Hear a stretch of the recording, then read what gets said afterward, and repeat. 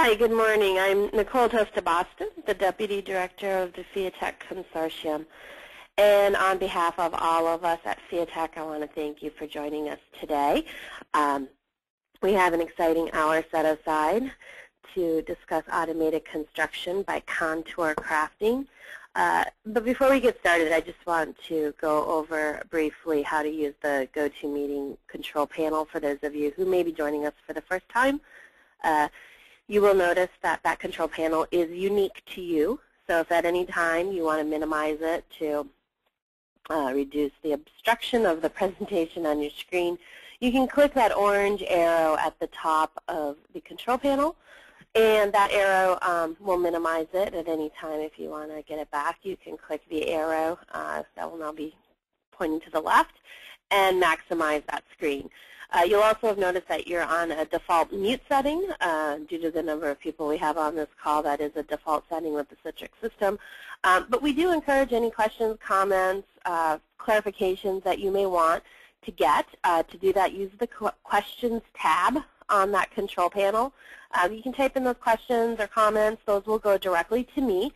And if we have time at the end of this hour, I will forward those questions to Brock, and he will answer those questions. If we run out of time, we'll follow up with you separately following the webinar.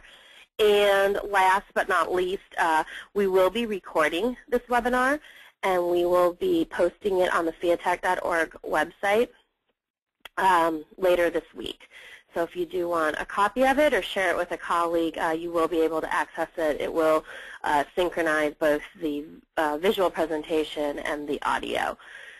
So with that, I want to go ahead and introduce Brock Kushnevis, is a professor of industrial and systems engineering, mechanical and aerospace engineering, and civil and environmental engineering.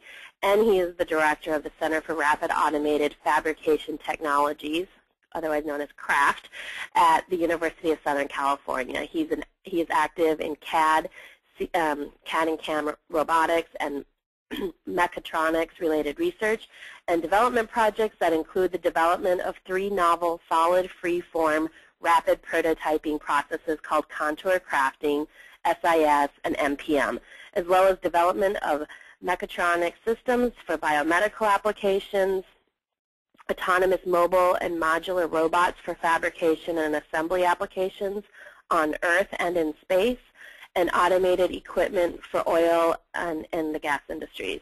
He's had several major inventions which have been either commercialized or are in the commercialization process.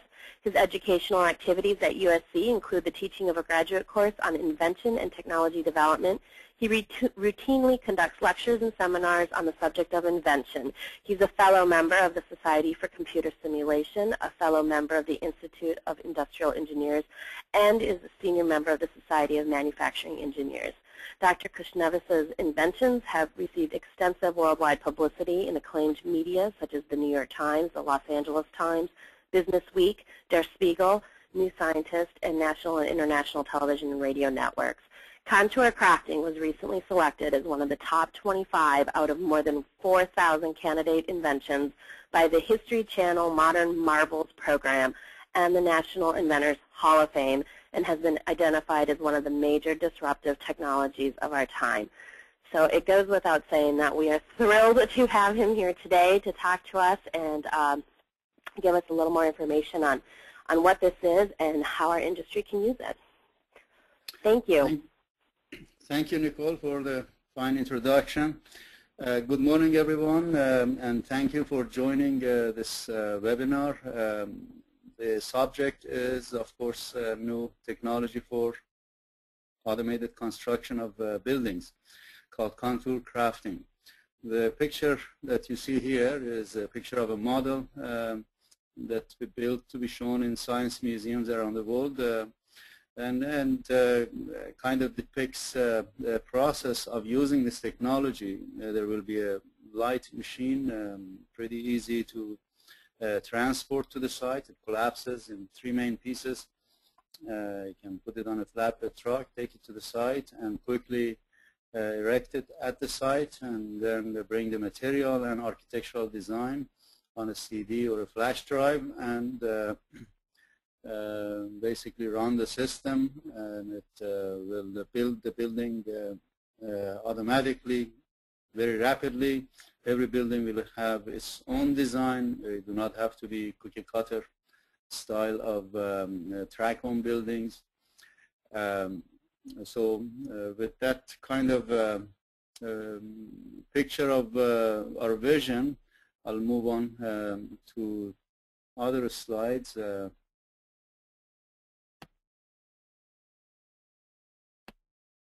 I guess my arrows don't work here.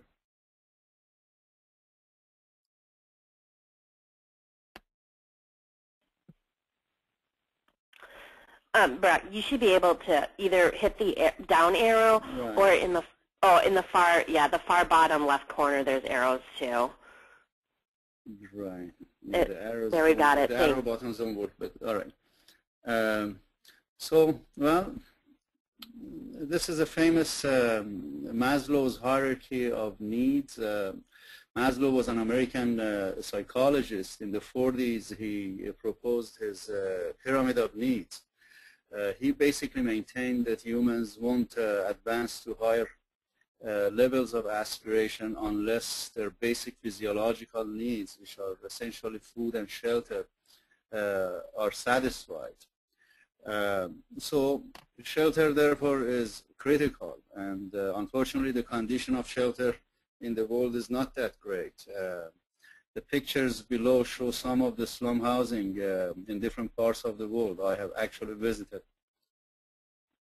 places in India, South Africa, and other places in the world, and I have seen unimaginable living conditions for people. So nearly 1 billion people live in such a condition, and that's nearly 1/6 of the population of the planet. In the 21st century, this is really not acceptable. 37 million people lose their houses each year due to war and natural disasters.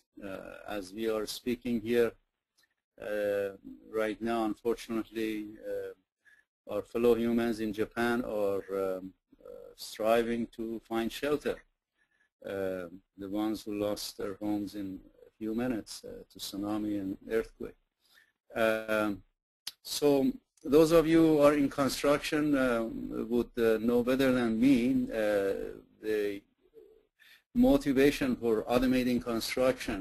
Labor efficiency is pretty low.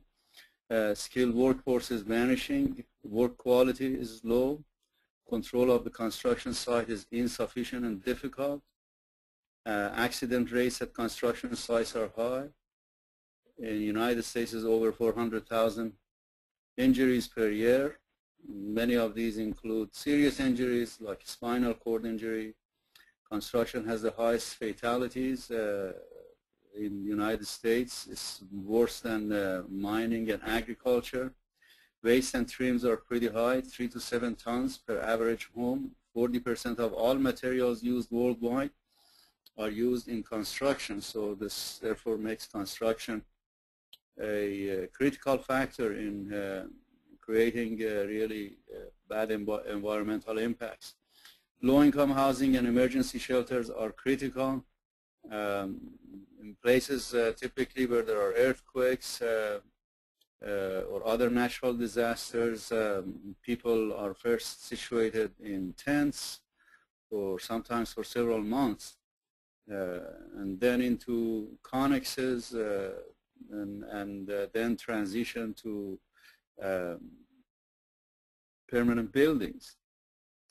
So that's really very devastating for people who have lost their loved ones, they have lost their limbs, internal organ damage and so on, and they have to live in that condition for several months. Construction is the largest sector of almost all economies, and yet it is being handled in really the most antiquated way. We have not really made too much advancement in construction of buildings with respect to the process of construction. There have been definitely advancements in design and in materials, but not much in the way we build stuff. Finally, all other products are fabricated automatically. Construction is still largely a manual task. Just look around yourself, you know, the shoes that you wear, your clothing, the home appliances, your car. Every object pretty much that we use is manufactured automatically these days. The only thing that are built by hand are these buildings. Construction also contributes greatly to the consumption of energy and, of course, to creation of emission.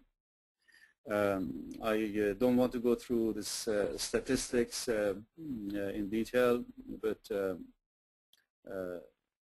let's suffice by saying that the major contributors to the consumption of energy and pollution in our environment are not cars, they're actually buildings.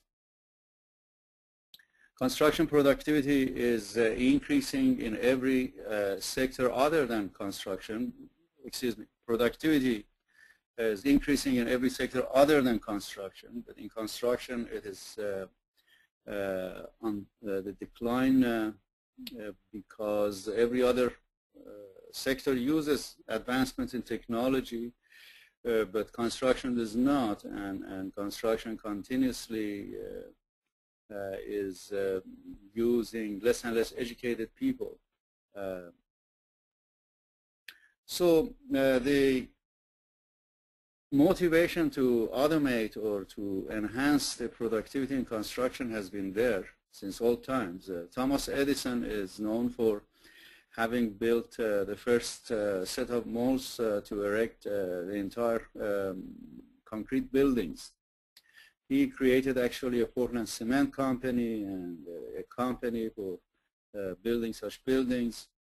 So the idea was great. He really benefited from this wonderful capability of concrete, which is a material that sets and sets nicely, strongly. And so he created these molds. And the problem with the approach was that with today's money, the set of the molds would cost $4 million. They were very heavy to transport and made out of many, many pieces. So it really wasn't much faster to build such buildings back then. So to build this thing and pour the concrete, let it set, and then take the molds apart and take the mold pieces away. And in the end, you got all similar houses, which was really not very exciting. By the way, some of these buildings are still standing in New Jersey. The Japanese, since then, have made the biggest effort in automating construction. And in that direction, they have, in essence, tried to develop robots for every human task. And as a result, they have numerous robots that they have developed. They even developed kind of a total automation system. Companies like Obayashi and Shimizu, Kajima, in the 80s and 90s, they really tried their best, and they demonstrated certain advancements. But the problem was the high cost of this kind of automation.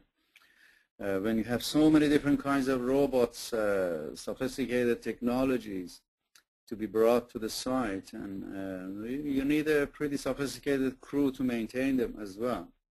And deployment is just not very easy. So therefore, in the end, these were not necessarily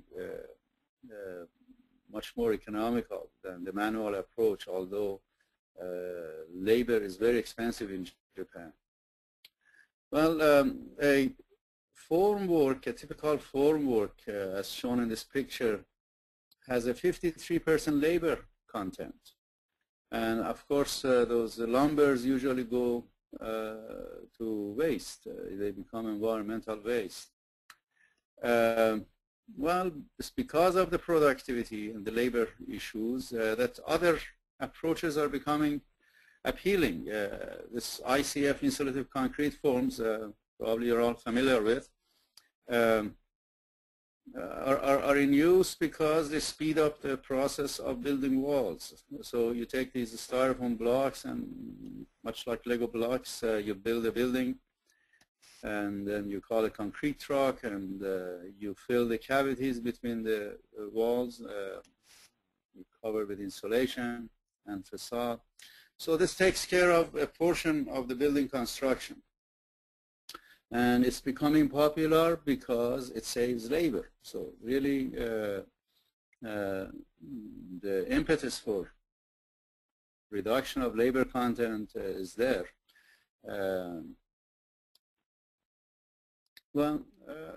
Contour crafting is a promising technology, and based on our initial findings by the experiments that we performed in the laboratory, we could make the claims that are shown in this slide. Well, roughly what constitutes construction costs, 20% to 25% in financing. That's the cost of money tied up in construction while construction is going on and you're not able to use your investment. You have to wait till it's done. It's a pretty long cycle product. 25 to 30% goes into materials. And as I indicated, materials, a good portion of them go to waste. And 45 to 55% is really the cost of labor, which is the most significant part of construction. This is what is the case in industrial countries. In the third world country, these numbers are a bit different. For example, financing could typically be higher. Material expense is higher and labor is lower. Okay, let's see what happens if we automate by contour crafting. This is again a projection. We will have a very short time to market. The time of construction will be very short. We are talking about a technology that could build a square foot of wall in less than 20 seconds. So an entire room can be built in an hour. A building with like 10 rooms can be built in 10 hours. So you would expect, you know, an average home, 2,500 square foot home, definitely can be built in less than a day. And we're talking about on-site construction of custom designed buildings in less than a day. So that could pretty much wipe out the financing costs.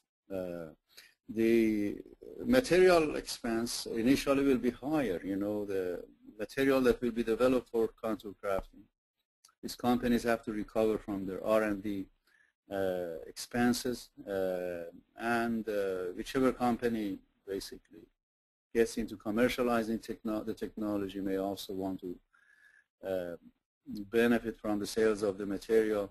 So initially the material costs will be higher than the currently consumed materials. However, contour crafting will have zero waste. The computer precisely adds what needs to be added, where needs to be added. Labor, of course, is the major saving point. The technology would really not require as many people. Even if it requires as many people, they'll be there for a day or two. They will not have to be there for several weeks or months. And you can look at the overall impact of the cost. You know, so expecting about 70% reduction in cost of construction and a speed of, you know, possibly more than 150 times is not unrealistic. So the cost saving is pretty much in line with other forms of automation. Just look at your shoes. If you were to have them made by hand, how much would you pay for them? Typically, you would pay 4 or 5 times or more. So automation saves you that much. So as far as environmental impact and energy usage is concerned, we have done some detailed study of product life cycle. And we have noticed that the CO2 emission associated with contour crafting is really low compared to the current approach. The saving is mainly due to people not driving back and forth to the job site for so long. all this fuel that is consumed, all the load that is put on the traffic, making other cars slower, causes, the significant emission. And of course, the embodied energy would also be even less proportionally because of such savings. The machine is fully electric, therefore it could be cleaner depending upon the source of electricity. So everything looks pretty promising. So what is countercrafting? Countercrafting is a method of building structures layer by layer. Well, these methods have become popular in the manufacturing domain, which is actually my field of expertise, in the last 30 years. So we always wanted to be able to build objects automatically in an additive way. We have done a lot of advancement in subtractive fabrication and like metal cutting, milling, and so on. These are highly automated, very accurate processes using CNC, computer numerical control, and so on. But in the additive manufacturing world, we really have made very little advancement in the way of automating the processes. So it is very hard to build 3D objects like human sculptors do, because they use a combination of additive, subtractive, formative processes in creating these wonderful geometries. It is hard to conceive a robotic way of doing that. So consequently, people thought about breaking down the 3D problem into a bunch of 2D problems. It is much more conceivable how to build a 2D layer additively in an automatic way than a 3D object. So therefore, a number of methods came about that use layer fabrication, and they're called 3D printing, rapid prototyping, solid freeform fabrication, and other names. And they're becoming very, very popular these days in manufacturing. They're wonderful for prototyping. They're wonderful for building models for molds.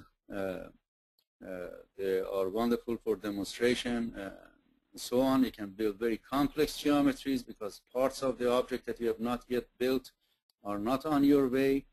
Therefore, you can build internal features of the objects, very intricate designs you can implement. But these are things that are not possible with subtractive processes, because the tool and tool shank have to be directed such that the tool tip reaches the geometry that you're trying to produce. So therefore, a lot of things are not possible to do with subtractive technologies, but additive technologies can allow that. So I made my own inventions. I have 2 other inventions in this field that have been licensed out for building 3D objects in a layer-wise fashion.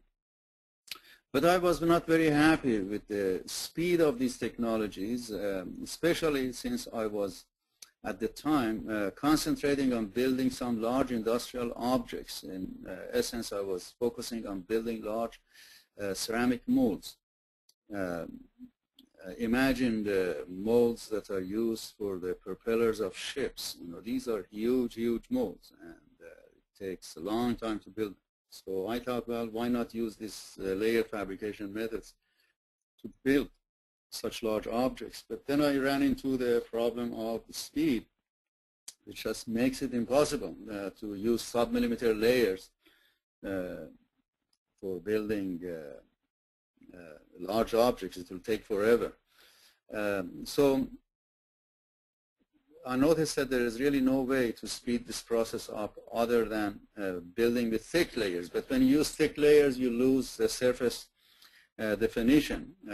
So then I thought about combining trowels, basically a simple blade with an extrusion nozzle. And as the material comes out, I constrain the material by these trowels.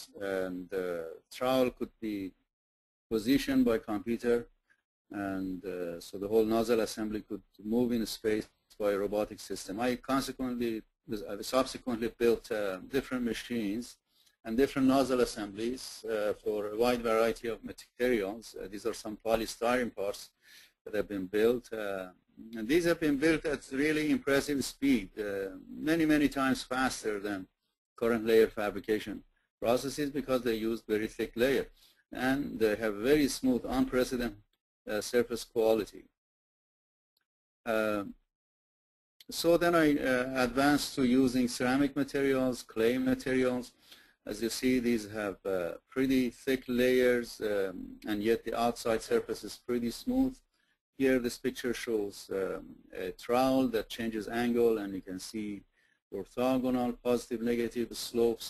These are some of the ceramic objects that have been created, some with overhang structures, some with sharp corners.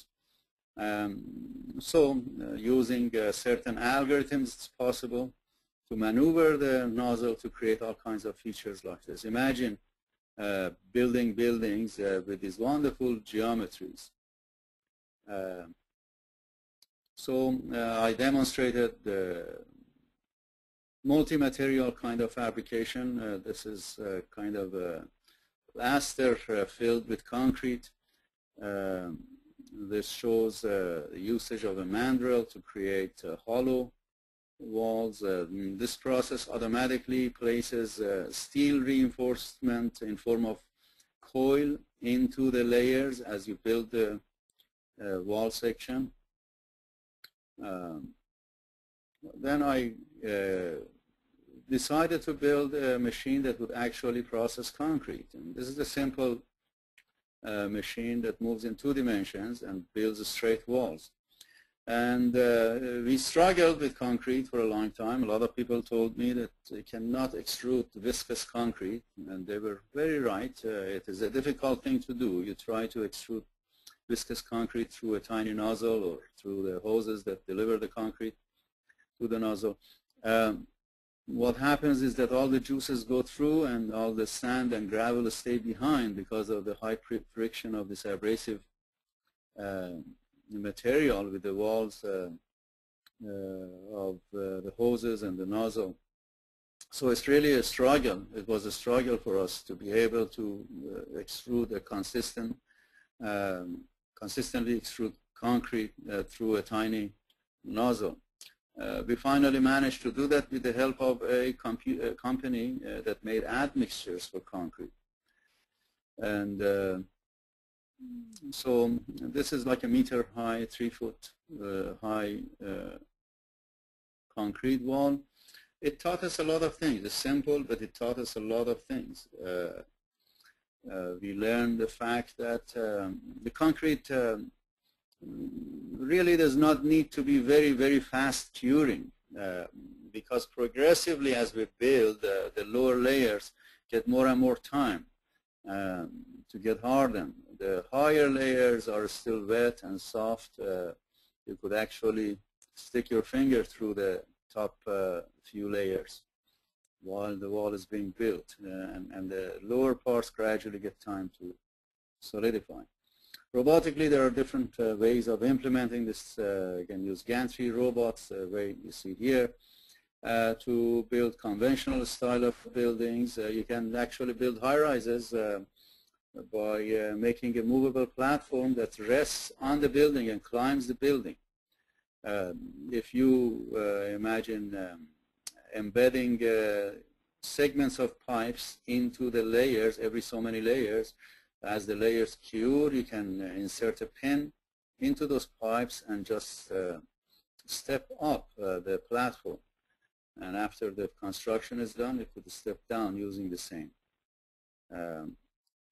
You can use other configurations like a multi-nozzle structure to build large buildings. You know, can of course improve the productivity of your construction by utilizing multiple nozzles. You can even build supportless roofs using sacrificial material. Okay, look at this beautiful building. This is a wonderful building. Used to belong to a carpet merchant. And it is nearly 300 years old, and it's all made with clay and straw. It's an Adobe building. It's in one of the most earthquake-prone regions of Iran, the city of Kashan. If you ever go there, I suggest you to see this fascinating building. It is as beautiful inside as it is outside. It has stood the test of time. So one wonders, how could a clay building like this stand strong earthquakes when concrete structures, brick structures fall? Well, the main reason is really the geometry. It benefits from the strength given to it by the doubly curved surfaces. This is really a great feature of curved surfaces. All of our walls are pretty much rectilinear, planar. And this is the worst kind of structure when it comes to strength. If you curve these walls a little bit, you gain a lot of strength. You can test this with a piece of paper. Try to hold a piece of paper from the bottom with your fingers. You'll notice that it keeps falling if you try to keep it straight. But if you curve it a little bit, it can nicely stand on its own. So such structures are costly to build today. Although the modern implementations could be pretty appealing. This is one built by an architect in Southern California. These buildings are built with vaults and domes only. Kind of low-cost designs, and there is no support for the roof.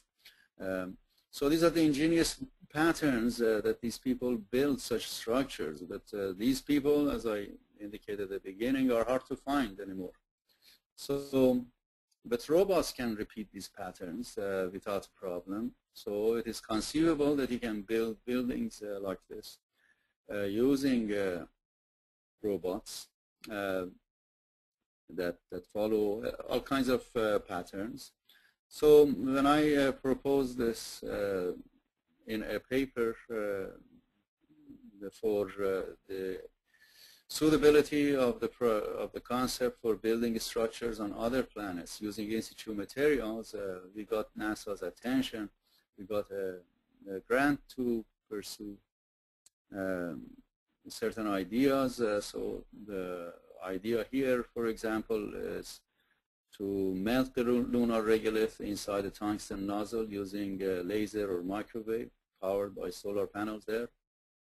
Solar energy is abundant over there. We designed deployable robots that would form a quantum crafting machine up there, and you could build one building after the other and move the machine to another place. The designs could be emailed from the Earth. Could even build road and other infrastructure. This is the machine that was used at NASA to build such structures. These are models of fuel vessel, lunar fuel vessels. These are about 6 or 7 feet in the base. So as you see, it's a concrete structure, relatively complex geometry, but no mold has been used in creating this. So you can imagine that any kind of other shape could possibly be produced. I transitioned then to building other robots. This is one of our current robots that you see here, and the robot is pretty light in structure, and it's pretty agile and really makes no noise, noticeable noise. These are some of the components that the technology uses. The most difficult part of this technology has been material delivery. Our inventions, intellectual property, basically mostly deal with that problem. How do you deliver concrete to such a viscous concrete to a distant location from ground pond? while accurately and consistently extruding the material, being able to start and stop, like at the window openings and so on. It has been a challenge for us. This nozzle is capable of building walls with hollow cavity, with a hollow internal structure, corrugated structure inside. This is a wall section that has been built using this technology. This is a hollow wall. This was transported to a museum in Chicago, actually. Same structures with again hollow wall. You can see the strength of this wall. This is a 4-layer section. That's about 7 feet long, and 3 people are standing on it. This is about 10 hours after fabrication. So this corrugation creates a wonderful truss. So you can actually build beams for the ceilings for it. We have since come up with methods of automated plumbing. I'll show this maybe in an animation.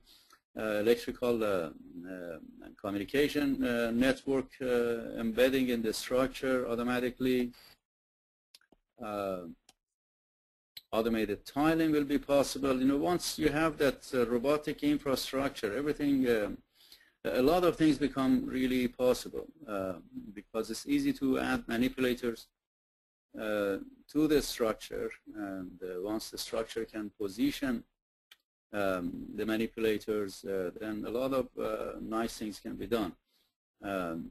I have experience with tiling myself. Once I did the tiling of my kitchen, and the main thing that was taking time was the alignment. You know, it's a nightmare to align for tiling, at least for me it was. But I understand that it is a problem. It's a major time-consuming part of the activity. When you have a robotic infrastructure there, alignment is automatically taken care of. You don't worry about that. You have sub-millimeter accuracy in positioning stuff. So you save a lot of time by just eliminating the alignment problem. You could even paint the walls with inkjet printer technology, you know, create wallpapers, designs on the walls as you build the building. So this could be the inkjet print heads that are used for printing billboards, for example. Well, you can embed sensors and IT components into the wall. When you have the ability to build automatically, a lot of things become possible. Well, these days they make translucent concrete. Certain portions of the structure can be built with translucent concrete. You could extrude it. So we created the Craft Center for Rapid Automated Fabrication Technologies that Nicole introduced.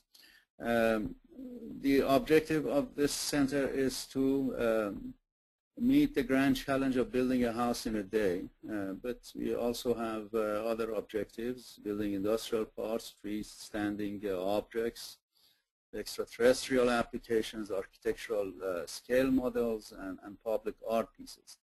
The issues that are of concern are, of course, economic impact, environmental impact, architectural impact, social impact, regulatory impact, and employment impact, as well as technology issues that are represented by these 3 major technology thrusts: extruded materials, extrudable materials, and robotics assembly, as well as the software issues involved.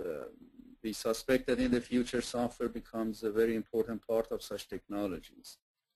Very much like a printer technology. At the beginning the excitement was with these printers, but later on when people found out about the capabilities, all these wonderful fonts were created, and the desktop publishing system, photo printing, and so on.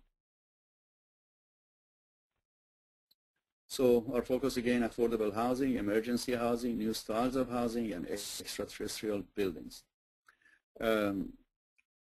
So for those who are interested, you can visit our website, contourcrafting.org. It has not kept very up-to-date recently, but we will soon attend to it. At this point, I quickly show some videos, and then we'll get to the questions section.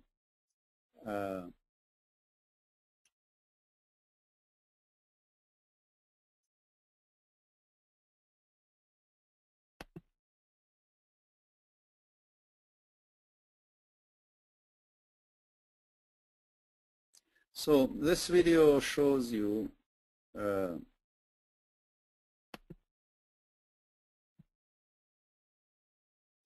different machines, different scales of machines. These are smaller machines. This machine is building ceramic structures, basically special clay structure. As you see, it's very smoothly creating the surfaces. This one is a true 3D structure. The trowel changes angle as it goes up.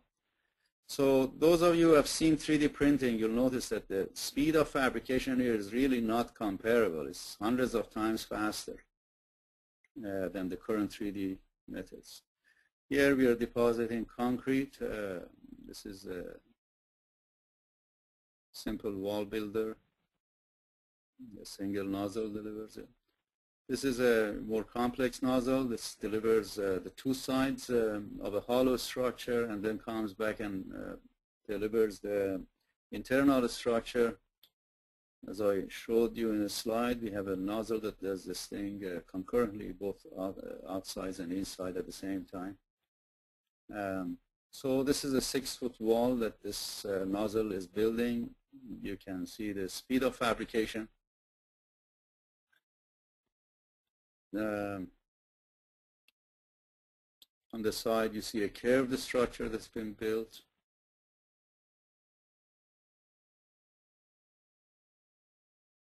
So this is the wall structure, and this is the curved wall.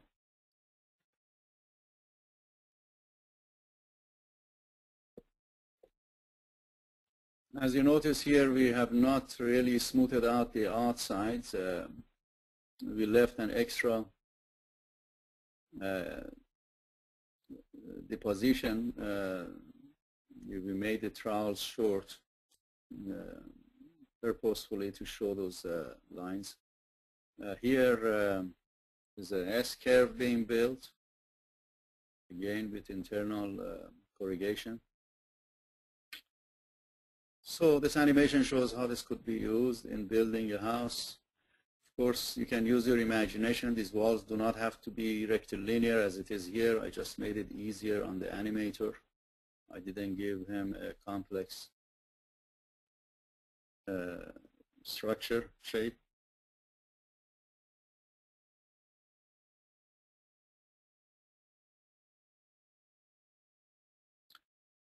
So for lentils, you could use these beam segments, or there are ways of doing it by arches. So they would not need beams. These beams on this planar roof could be steel beams, aluminum beams, which are covered underneath by a sheet of like fiberglass or other light material, and then roof material is deposited over them.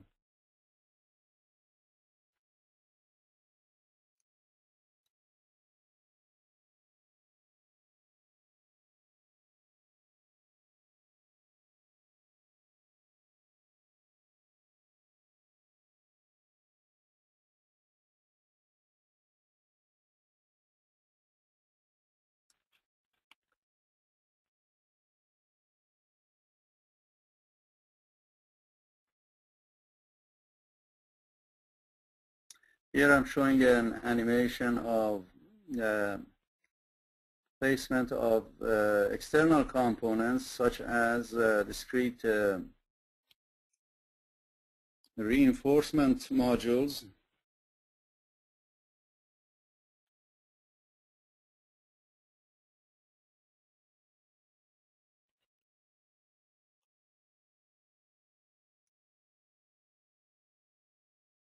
So as you see here, a two-dimensional mesh of steel is being placed inside this wall.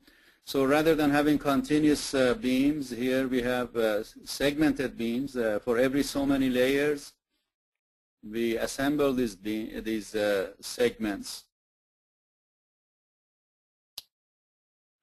And again, the articulator that does this thing could be installed on the same robot.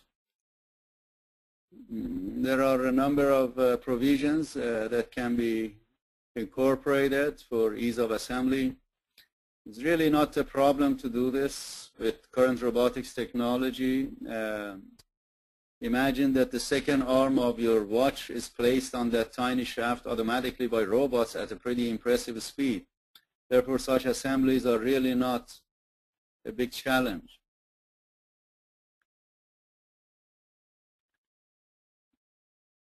So an approach for automated plumbing is to, again, while building the wall, you leave these conduits in there. It's quite possible to fabricate walls with hollow conduits there. And then you bring these modules of of plumbing, in this case copper plumbing, the inner rim of these modules, you have solder. So all you have to do is to heat and fuse these pieces together. Alternatively, you can use like PVC and glue them together.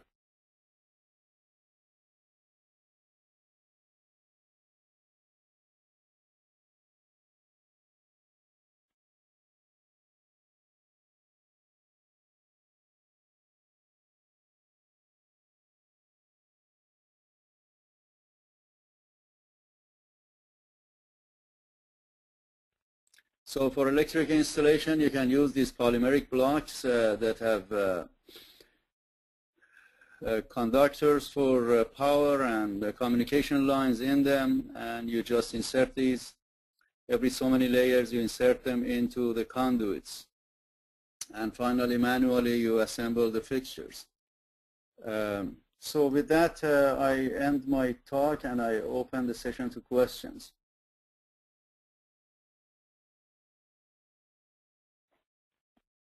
Okay, great. Thank you. Question, how are the house installations built with this technology? Installations, what do we mean by installation?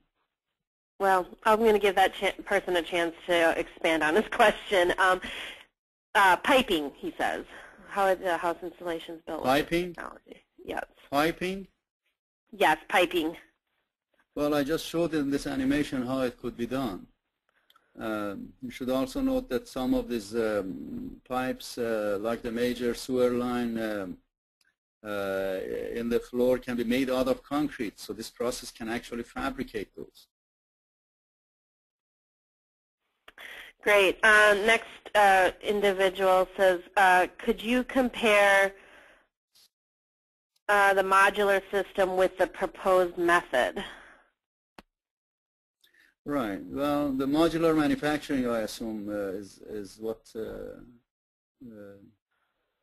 they mean. Well, the problem with this modular manufacturing, well, of course, they're good, but they have two major issues. Number one is transportation. You're building these big components that have to be carried to the site. Number two is assembly on the site and the lack of flexibility. Architectural flexibility, because you're now limited to these modular shapes. Customers cannot have true custom design. It's the difference in analogy between the toys that are made, like a car that is made with Lego blocks or a real toy car.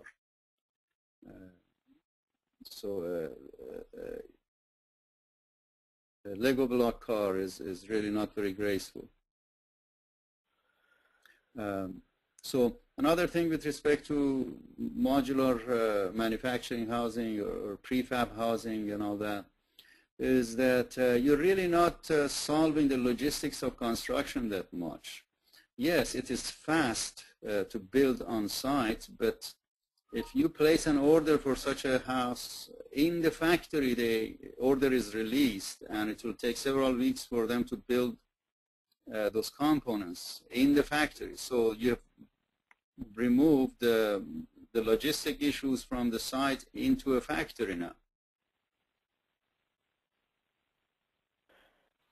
And this person commented that but you still need transport equipment.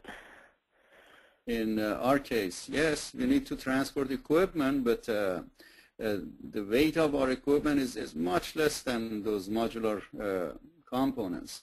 Like the robot that I showed you is only 500 pounds in weight.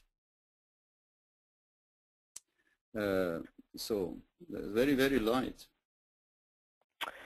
Okay, another question. This looks quite efficient for low load areas. How does the design and methodology significantly change for high load areas such as wind, hurricane, vibration, earthquake, and weight snow? And this was a question that was asked at the beginning of your presentation. Right. Well, I always thought that this technology would be actually ideal for those places because, well, this is a fabrication process. Strength comes primarily by the design, like how thick you make the walls, what reinforcement you put where, and by the material that you use. So even if you have the best fabrication method, let's assume that you have the most talented manual labor that can build. But if you give them lousy material, and if you give them a lousy design, very thin walls, there's no way for them to create a strong structure. So the strength is not in the process, but is in the material that you use and in the design. So what does this technology bring with respect to strength?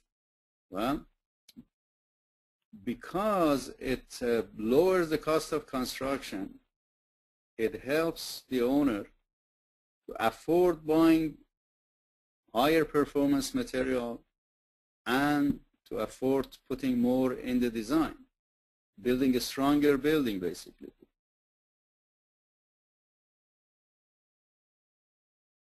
Yeah, that's my response to that question.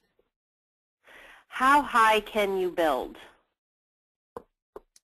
Well, right now, of course, we haven't built more than the 6-foot walls that I showed, but theoretically there should be no limit to this thing. You know, same as the high-rises, reinforced concrete high-rises. I showed you that platform can keep on going up. So to a certain extent, you can pump the concrete up there. Otherwise, you'll just, in a batch form, you just hoist the concrete batches up there. And of course, there's no problem in taking electricity up there. So it can keep on going higher and higher and building one floor after the other. So there is really no limit, no practical limit. Whatever is the practical limit today with manual approach would be probably the limit here as well. Okay, next question. For complex projects such as hospitals, the steel and concrete is relatively fast and inexpensive. The time-consuming and costly part of construction is MEP, FP, IT, and all the finish work. It seems this technology that's aimed primarily at simple constructions, simple in terms of MEP, FP, IT, and finishes, but has the potential for such simple construction to have complex geometry. Am I correct? Yes, this is a very correct point that is made. You know, you should realize that this is the 12-second Wright brothers flight, which made eventually the 16-hour flights from here to Japan, from Los Angeles to Japan, eventually possible. You see, we are at the very first baby step right now. So the issues that have been raised in this question are wonderful ones. They basically signal what can be done.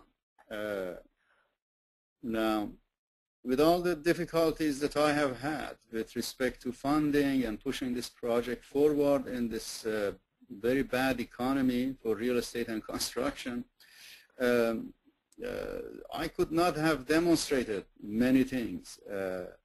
But many things are possible, and hopefully we will do that, do some of them, not all. I believe from now till the next 100 years, there will be rooms for R&D in these things. So just to clarify, oh, sorry, Brock, just to clarify, he wants you to know that he's very impressed with your work and that he didn't mean to criticize it. He was just seeking clarification in his own mind. That's very clear, and I'm very impressed by his question. Another question, what major challenges remain before attempting a full-scale building? Major challenge is money, as far as I'm concerned, getting the funding to do it. Because right now we have the ability to do it. The problem is that everything I build right now is limited to building inside the laboratory. I can build a building, but then what? I have to demolish that building in order to build another thing. I have limited my construction to smaller objects because I've been focusing on the process. I've wanted to basically improve the process, learn about the process, learn about the material. Therefore, it was better, given my limited resources, it was better for me to concentrate on creating a lot of variations of experiments rather than just putting all of my resources in building a demonstration building. Every one of them would have had its own virtues, but I made the decision to go this way. And hopefully the next step is building small buildings inside the laboratory, and the next step would be building outside. Actually, we have a machine almost complete, which would be deployable to go outside and build outside. So a nice segue on that. If you have sufficient funding, what sort of timeline would you expect before attempting your grand challenge? Well, I think we can demonstrate in a year the full building construction, and within 2 to 3 years we can demonstrate even more stuff. More exotic designs. And, we are working with a number of architects who are really talented, and they are excited about the technology. The kinds of things that they're proposing are just wonderful stuff that I would like to build and demonstrate. So in 2 to 3 years, we'll have a lot of interesting varieties demonstrated. Is it possible to use local and contemporary material to build a building using the proposed robots? Right. Well, I think one of the things that I'm really fascinated by is Adobe, being able to build with simple clay. These will not necessarily be very strong buildings, but they will serve certain purposes. Certainly in parts of the world where they're not seismically very active, Adobe buildings are wonderful solutions. They're very inexpensive, and they have, environmentally, they're beautiful, they're nice, they feel very good, they're great heat insulators. So yeah, in situ material, you can use that. You can use other additives with Adobe and make it strong. There have been recent research in the kind of additives that one can add to soil and create strong material. Yes, so I think there's great potential in using in situ material with this technology. Do you have weather? Does weather impact? What weather impacts when building outside with this method? Well, or are there? Right. So you don't want too much very strong wind. Strong wind is worse than rain. With rain, we can have a canopy over the machine and continue building. The wind could actually deflect the machine, could move the machine while it is in process. It also could impact the curing process, like one side of the building could cure faster than the other, dry faster than the other, depending upon the wind direction. So wind is the worst enemy of this process. Wind is not your friend. Okay. Question as a follow-up, maybe last question here. I see we're at the hour, but as a follow-up to the question on complexity of MEP systems within hospitals, that assumes systems need to be assembled within the constraints of current design.